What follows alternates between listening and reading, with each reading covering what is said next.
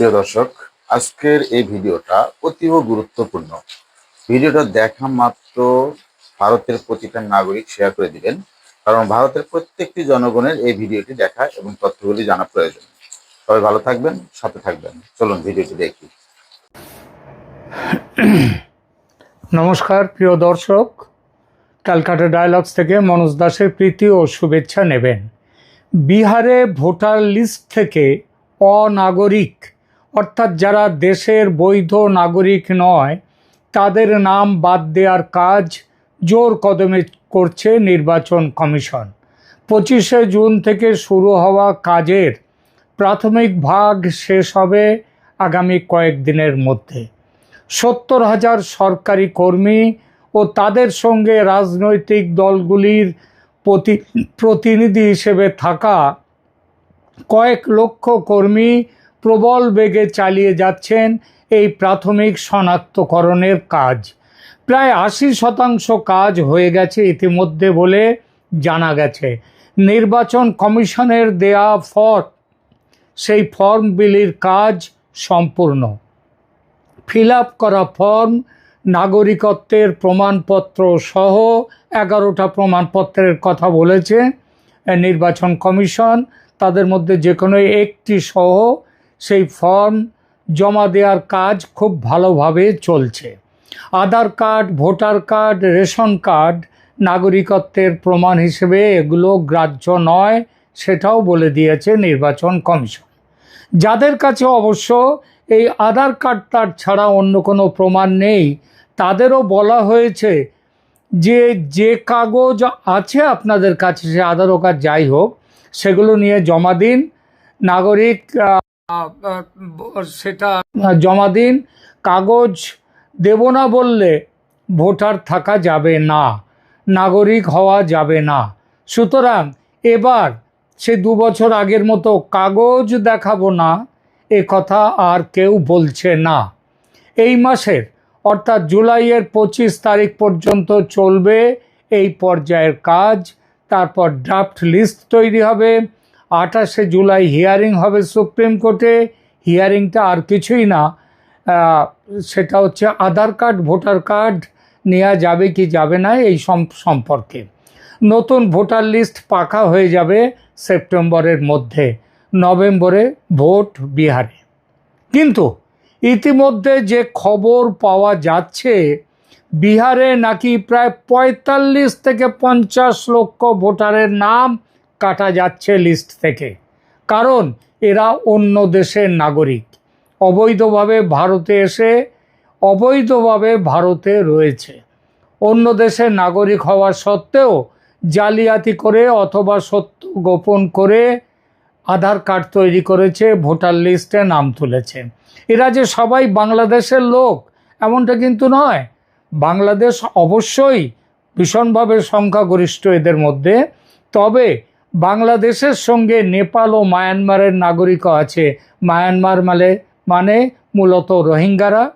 আবার এই রোহিঙ্গাদের তারা বলেছে যে তারা বাংলাদেশ ঘুরে এসেছে, তবে বাংলাদেশের নাগরিক নয়, মায়ানমারের নাগরিক। আর নেপালিরাও আছেন। নেপালিদের সংখ্যা কম বটে, তবে গত 75 বছর ধরে একটু একটু করে আর তারা আসার ফলে তাদের সংখ্যা ভারতে নেহাত কম নয়। অনেকের মনে একটা ভুল ধারণা আছে যে নেপালিদের কাছে ভারত আর নেপালের মধ্যে কোনো ফারাক নেই। আসলে তা নয়। 1950 সালের ভারত নেপাল শান্তি ও মৈত্রী চুক্তি অনুযায়ী নেপালিরা ভারতে এসে নাগরিকত্ব পায় না ঠিকই, তবে এই চুক্তি নেপালি নাগরিকদের ভারতে স্বাধীনভাবে বসবাস ও কাজ করার অধিকার দেয়, যদিও তাদের কোনো ওয়ার্ক পারমিট বা ওয়ার্ক ভিসার দরকার পড়ে না। কিন্তু তা বলে মনে রাখবেন যে তাদের কিন্তু ওই ভারতের নাগরিক হওয়ার, ভোট দেওয়ার ক্ষমতা নেই, সেই অধিকার দেয়া হয়নি। এখনকার বাংলাদেশ বা আগেকার পূর্ব পাকিস্তান থেকে অত্যাচারিত হিন্দু ও অন্যান্য ধর্মীয় সংখ্যালঘুদের ভারতে চলে আসার পর তাদের নাগরিকত্ব দেওয়ার বিষয়টির নিষ্পত্তি হয়েছে ভারতের সিটিজেনশিপ অ্যাক্ট এবং বিভিন্ন পর্যায়ে সেই অ্যাক্টের যেসব অ্যামেন্ডমেন্ট হয়েছে তাদের সাহায্যে। পাকিস্তান আমলে পূর্ব পাকিস্তান থেকে ভারতে মুসলমানদের আসা কিন্তু নগণ্য ছিল। বাংলাদেশের জন্মের পরেও হিন্দুদের চলে আসা বন্ধ তো হয়নি, বরং আরও বেড়ে গেছে, বেড়ে যায়। কারণ স্বাধীন দেশে হিন্দুদের ওপর অত্যাচারের পরিমাণ সেই পাকিস্তান আমলের থেকে কমার বদলে বরং বেড়ে গেছে। পরিসংখ্যান অন্তত সেই তথ্যই দেয়। কিন্তু স্বাধীন হওয়ার পর শুধু হিন্দু নয়, সেই সঙ্গে আসা শুরু হয় বাংলাদেশ থেকে মুসলমানদের। প্রথম দিকে কিছু কম, কিন্তু শেখ হাসিনার গত 15 বছরের এবং তার আগের একবারের 5 বছরের শাসনকালে দুদেশের সম্পর্ক ঘনিষ্ঠ হওয়ার কারণে বাংলাদেশ থেকে মুসলমানদের চলে আসা ভারতে এটা ভীষণভাবে বেড়ে যায়। এ ব্যাপারে পশ্চিমবঙ্গ হয় প্রবেশদ্বার, প্রবেশ দরজা হয় পশ্চিমবঙ্গ বাম সরকার ও মমতা সরকারের সৌজন্যে। আর একটা গেটওয়ে হচ্ছে আসাম, সৌজন্যের সেখানকার কংগ্রেসি সরকারগুলো। আজ বাংলাদেশিদের নিয়ে যে ভারতে প্রবল সংকট তার সৃষ্টি হয়েছে এইভাবে। গতস্য শোচনা নাস্তি, সমস্যা থেকে কিভাবে মুক্তি পাওয়া যাবে সেটাই এখন দেখার। 2004 সালে ভারতের স্বরাষ্ট্র প্রতিমন্ত্রী কংগ্রেসের শ্রীপ্রকাশ জয়সওয়াল পার্লামেন্টে বলেছিলেন 1.5 কোটি বাংলাদেশি ভারতে এসে রয়েছে। আবার 2016 সালে স্বরাষ্ট্র প্রতিমন্ত্রী ইনি বিজেপির কিরেন রিজিজু সেই একই পার্লামেন্টে জানান দেশে অবৈধভাবে থাকা বাংলাদেশের সংখ্যা 2 কোটি, অর্থাৎ 2004 থেকে 16-12 বছরে বেড়ে গেছে 50 লক্ষ। বিহারের পর শুরু হবে পশ্চিমবঙ্গ, আসাম, কেরালা, তামিলনাড়ু, পুদুচ্চেরি, এই সমস্ত জায়গাগুলোয় এই ভোটার লিস্ট সংশোধনের কাজ আগামী মার্চ এপ্রিলেই শুরু হয়ে যাবে এবং তারপর শুরু হবে সারা ভারতে একটু একটু করে। নির্বাচন কমিশনের সূত্রে পাওয়া খবর অনুযায়ী বর্তমানে ভোটার লিস্টে অবৈধ বা অযোগ্য নাম আছে প্রায় সারা ভারতে প্রায় 2.5 কোটি, যার মধ্যে বিহারে ধরা পড়ছে ওই 45 থেকে 50 লাখ, 75 লাখের মতো পশ্চিমবঙ্গে, ঝাড়খণ্ডে 20 লক্ষের ওপর, 10 লক্ষ তামিলনাড়ুতে, কর্ণাটকে 10 লক্ষ, 5 লক্ষ কেরলে, 5 লক্ষ হিমাচল প্রদেশে, জম্মু কাশ্মীরে 5 লাখ, দিল্লিতে 10 লাখ, ইউপি সহ বাকি ভারতে কমপক্ষে 30 থেকে 40 লাখ, মোট প্রায় 2 কোটি 20 লক্ষ। সংখ্যাটা আদৌ কম নয়, সেটা বুঝতেই পারছেন, বিশাল সংখ্যা। আচ্ছা, ধরুন এরা বাদ গেল ভোটার লিস্ট থেকে, তারপর কি করা হবে এদের নিয়ে? শুনতে পাচ্ছি ফেরত পাঠানো হবে দেশে। ফেরত পাঠানো অত সহজ? 200, 500, 2000, 5000 নয়, প্রায় 2.5 কোটি মানুষ। কতদিন লাগবে এদের দেশ থেকে তাড়াতে? আদৌ সম্ভব এত মানুষকে জোর করে তাড়ানো তাদের ইচ্ছার বিরুদ্ধে? কারণ তারা নিজের দেশ ছেড়ে ভারতে এসেছিল কাজের খোঁজে, বেঁচে থাকতে, তাই তো? কিছু সন্ত্রাসবাদী জঙ্গি অন্য উদ্দেশ্য নিয়ে ভারতে গোলমাল পাকানোর উদ্দেশ্য নিয়ে যে এদের মধ্যে নেই তা নয়, অবশ্যই আছে। কত হবে তাদের সংখ্যা? 1%, 2%, তার বেশি হতেই পারে না। তাদের তো ফেরত পাঠাবার কথা নয়, তাদের এদেশে জেলখানায় রেখে শাস্তি পাওয়ার কথা। তারা থাকবে এদেশে অন্তত যতদিন শাস্তির মেয়াদ শেষ না হয়, তারপর তাদের ফেরত পাঠানো হবে দেশে। ফিরে যাবে তারা যারা নিতান্তই সাধারণ, তাদের এখনই ফেরার কথা। এইটাই হচ্ছে ব্যাপার। আচ্ছা, সেটাও নয় হলো, এটা যদিও খুব সহজ নয়। 5 বছর 10 বছর পরে যদি বিজেপির সরকার না থাকে, যদি এদের বন্ধু সরকারগুলোর কেউ যদি এসে যায়, আর যদি কেন্দ্রে নাও আসে, রাজ্যে এসেও এরা নানা রকম গোলমাল পাকাতেই পারে। ধরা গেল সবাইকে ফেরত পাঠানো গেল, কিন্তু এসে গেল আবার, তাতেও তো আবার সমস্যা চলতেই থাকবে। বরং এক সমস্যা চলে গিয়ে আর এক নতুন সমস্যা তৈরি হবে না তো, যদি সবাইকে ফেরত পাঠানো যায়?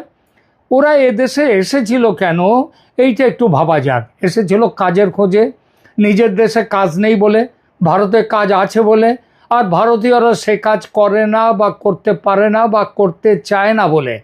কলকাতা শহরে এমন বহু কাজ আছে যা একান্তভাবে বাংলাদেশিরা করে, কারণ সেসব কাজ বাঙালি করেনি, বাঙালির অনেকে সেটা শেখেওনি। আপনাদের মনে আছে নেতাজি সুভাষচন্দ্র যখন কলকাতা কর্পোরেশনের মেয়র হয়েছিলেন, তিনি ওই কর্পোরেশনের যে প্লাম্বিংয়ের কাজ করবার জন্য তিনি এনেছিলেন উড়িষ্যা থেকে লোক ডেকে নিয়ে এসেছিলেন এবং তাদেরকে তিনি এখানে শিক্ষা দিয়ে তার কাজে লাগিয়েছিলেন। তারা কিন্তু বাঙালি প্লাম্বার খুব বেশি পাবেন না, যারা রয়েছে তাদের মধ্যে কলকাতায় অন্তত তাদের বেশিরভাগই হচ্ছে উড়িষ্যার যে প্লাম্বার তারা। তো এরাও তাই, নিজের দেশে কাজ নেই বলে ওরা এসেছে, ভারতে কাজ আছে বলে, আর ভারতীয়রা সে কাজ করে না বা করতে পারে না বলে। কলকাতা শহরে বহু কাজ বাংলাদেশিরা করে, কারণ সেসব কাজ বাঙালি করে না বা জানে না বা করতে চায় না, তাতে যথেষ্ট রোজগার নেই বলেও আবার অনেকে যায়। আপনারা কলকাতায় যে সমস্ত গাড়ির আজকাল, একটা সময় ছিল কলকাতার ট্যাক্সি ড্রাইভার পাঞ্জাবিরা, আজকাল আপনারা এই যে উবের ওলা এই যে সব শুরু হয়েছে, এদের ওখানে দেখবেন তো ড্রাইভার অন্তত কলকাতায় কারা। শুধু কলকাতা কেন, আমি বোম্বেতেও এসেছি, বোম্বেতেও দেখেছি এদের বেশিরভাগই মুসলিম, এবং এই মুসলিমদেরও আবার একটা বড় অংশ হচ্ছে বাংলাদেশের মানুষ, কারণ এরা দিনে রাতে এরা পরিশ্রম করে এরা কাজ করতে পারে। আর আমাদের দেশের মানুষ তারা অতটা কাজ করতে চায় না বা অতটা কষ্ট করতে চায় না, অথবা কষ্ট করার ক্ষমতা নেই। সারা ভারতের সর্বত্র কম বেশি এই একই অবস্থা। ওরা কম, মানে বাংলাদেশিরা কম মজুরিতে কাজ করে, তার জন্য মালিক ওদের কাজ দেয়, নিজের মুনাফা বেশি হয় মালিকের। এই মানুষগুলো সবাই চলে গেলে আমাদের দেশের শিল্প, এই যে জীবন যেভাবে চলছে, আমাদের অর্থনীতি যেভাবে চলছে, এগুলোই কি বিরাট একটা শূন্যতা আসবে না? যে গতিতে ভারতের অর্থনীতির চাকা আজকে সামনের দিকে গড়িয়ে চলেছে, সেই চলাটা কি একটু হলেও থেমে যাবে না, স্তিমিত হবে না? এদেশের ভোট ব্যবসায়ীরা ওদের নিয়ে ব্যবসা করছে, এটা ভীষণভাবে সত্যি, এটা কখনোই অস্বীকার করার কোনো জায়গা নেই। কিন্তু এখানে তো ওদের ভূমিকা পুতুলের মতো, পুতুল নাচাচ্ছে তো অন্যরা, মমতা বন্দ্যোপাধ্যায়ের মতো যারা ধর্ম ব্যবসায়ী রাজনীতিকের দল, তারাই তো ওদের পুতুল নাচানোর সুতো হাতে রেখেছে, যখন খুশি তেমনভাবে ব্যবহার করছে, নাচাচ্ছে তাদের। ভোটার লিস্ট থেকে নাম বাদ গেলেই ওদের নিয়ে খেলা শেষ। তখন এই মমতা বন্দ্যোপাধ্যায়, স্ট্যালিন, তেজস্বী, এদের ধর্ম নিয়ে, এই ধর্মের কি বলবো, উস্কানি দিয়ে ভোট পাওয়ার এই চেষ্টাটা ব্যর্থ হয়ে যাবে, শেষ হয়ে যাবে। তখন ওরা সেই সময়ের কথা ভাবা যাক, তখন ওরা ভারতে থাকলো না, তাতে কি খুব বেশি লাভ ক্ষতি হয় কারো? বরং অর্থনীতির চাকাটা ঠিকঠাক চলতে পারে যদি ওরা ভোট দেওয়ার ক্ষমতা হারাবার পরেও থেকে যায় ভারতে।